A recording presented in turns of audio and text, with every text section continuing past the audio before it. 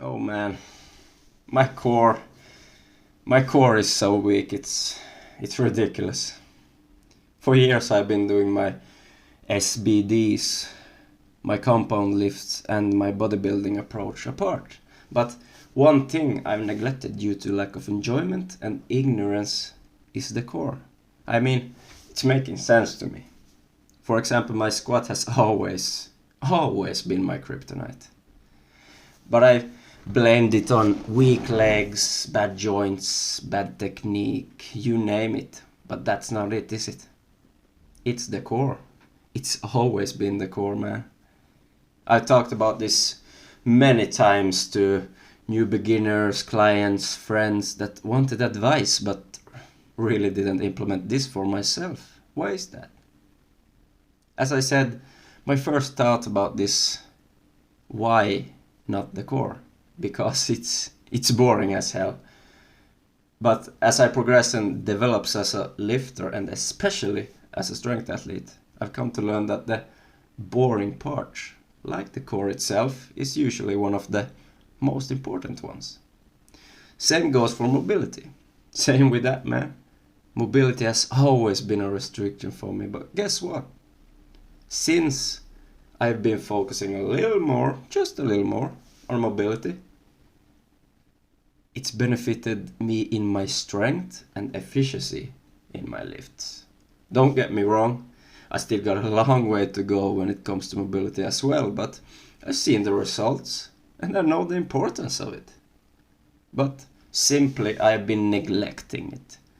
Thinking it will be fine, thinking it's not that important.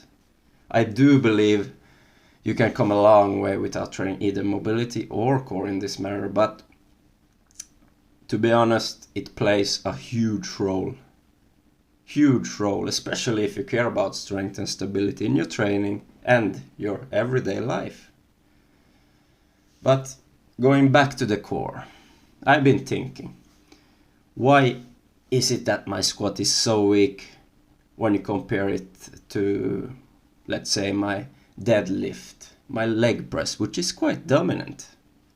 I can leg press over 300 kg with reps, but only squat 4, maybe 5 reps on 3 plates on the barbell back squat. And when it comes to the deadlift, my deadlift is almost 100 kg over my squat max. Something isn't right. But what differs the leg press from the squat is the abdominal and core activation. And when it comes to this execution of, let's say, an abdominal plank, that's always been weak as well. Any much longer than 60 to 80 seconds without rest, and I'm done. That says a lot. And that's also a matter of endurance, which I will cover in another episode, but still. Also, when it comes to my squat, there's always been one big weak point. I talked about this in my previous episode also, and this is leaning forward. Leaning forward. Why do I do this? Simply because my core lacked the strength to maintain the upright position with the weight over my back. I also always thought little of core work. I really did, because I used to be really focused over the visual aspects more while I was bodybuilding. And yes, I'm a man who never wanted to be shredded or even have visible abs, so I really didn't care for this. I only cared to have big arms, big shoulders, big back, something like that, but never the abs. I was comfortable with the aesthetic I had. I was comfortable, let's say. And this is also one of many faults with today's fitness community and social media's influence.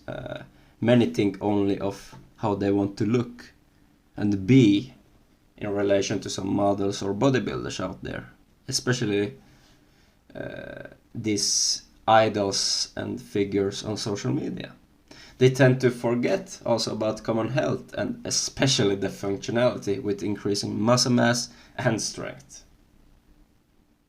And going back to my past experience of working out the core, oh man, it's almost non-existing, and it's getting the better of me now.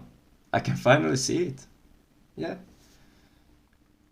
Everyone is different depending on previous hobbies or everyday life, on how strong core you got. Many tend to make it very far without even touching ab or even core work, because they got a strong core to start with, which they got from sports, activities, or even just from their pure genetics. But we're all built different. And there's a lot of support that actually states that these 3 compound lifts like SBD helps and yes, strengthen your core. But is it enough? Well, it depends. This is what I thought for a long time, and a big part of why I haven't been training it any further the past years. These lifts, they strengthen and help you stabilize the core in the specific lifts, but what does it do to something like isometrics or doing a weighted crunch? They don't actively train the core, rather than they makes you practice the activation of it. That's what it is. You practice the lift. If you want to add some core and abdominal strength, I would still suggest adding some type of spinal flexion movement or isometric ones. And what I learned already in these previous years actually is how much you need the balance in your strength training.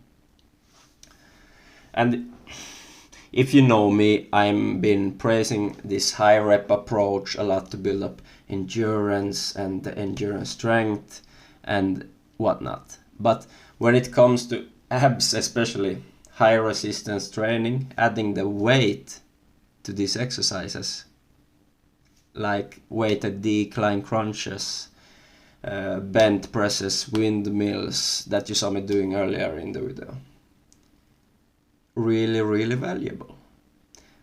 And this is kind of stating the obvious, that you need to add weight to get stronger, but when it comes to the abs, I don't see that much weight resistance training at higher loads. I really don't. I see the crunches, I see the sit-ups, I see the higher rep ab routine that gonna get you that 6-pack for the summer, but that's not gonna cut it. Especially if you care about that core strength. It's gonna cut it if you only care about the looks and getting those abs if you're on a caloric deficit maybe, but you need resistance. And one way to do this is the kettlebell. 1 or 2 reasons why I think that kettlebell is tremendous is 1, because they're often performed unilaterally. I mean, this is up to you, but I find this to be very effective. And 2, they work your core from a multiplanar dimension, meaning you're working your core from multiple directions, which is great. And I will take some time and really focus on this on my off days myself and see where it gets me. And another thing is, which isn't weird really, how much a belt actually helps me out. Oh man. Immediately when I put on my belt, especially when I squat, let me tell you, oh man, it helps me out so much, which is the meaning of it. But I do wanna build my core so this won't be the case. So I won't be that reliant on my support, my gear. I will probably still use my belt because I purchased it for a reason, but I still want to achieve that feeling, that sensation of being like, you know what, I don't need the belt. This is a little of what I'm doing, training for right now, making myself use my core as much as humanly possible. But hey, one day at a time.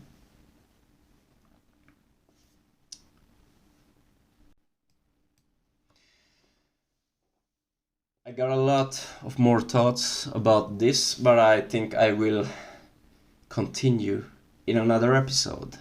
But that being said, I want to wrap up this segment. Appreciate it if you guys made it through the episode. Please drop a like, subscribe, and I'll see you next time. Peace!